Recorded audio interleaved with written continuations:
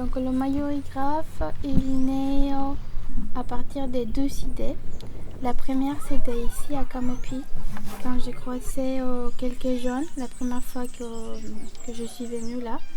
Et les jeunes, ils parlaient en fait qu'ils voulaient avoir d'autres espaces d'expression, qu'ils étaient un peu fatigués d'essayer de parler, de faire des choses très traditionnelles, parce qu'en fait, ils ne connaissaient pas vraiment et ils ne pouvaient pas s'approprier de cette tradition parce qu'ils ne les connaissaient pas tout à fait.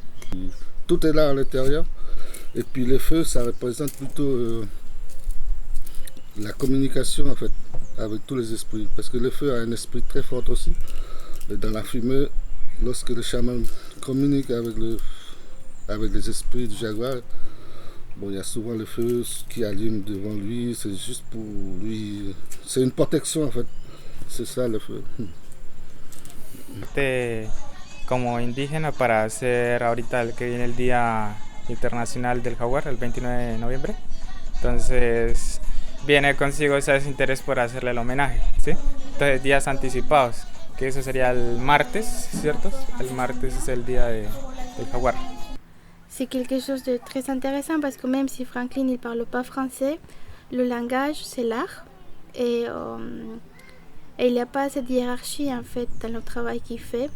On est quelque part tous égaux et même si il est plein de savoir, plein de connaissances, il reste très humble en fait et très à l'écoute des autres aussi et de ce que les habitants ont envie aussi de montrer et il est respectueux de cela.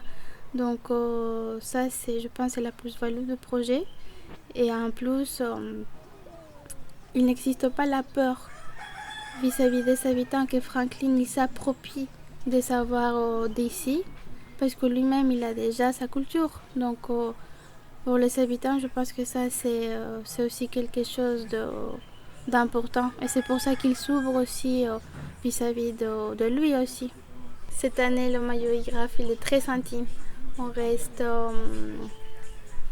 vraiment dans les familles, dans chaque foyer. Même à Trois Sauces, on a fait une fresque qui était grande, celle du château d'eau.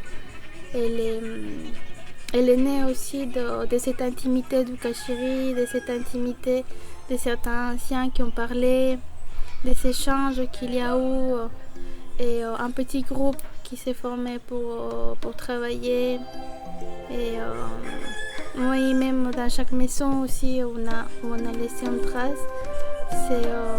C'était fait dans l'intimité et c'était beau.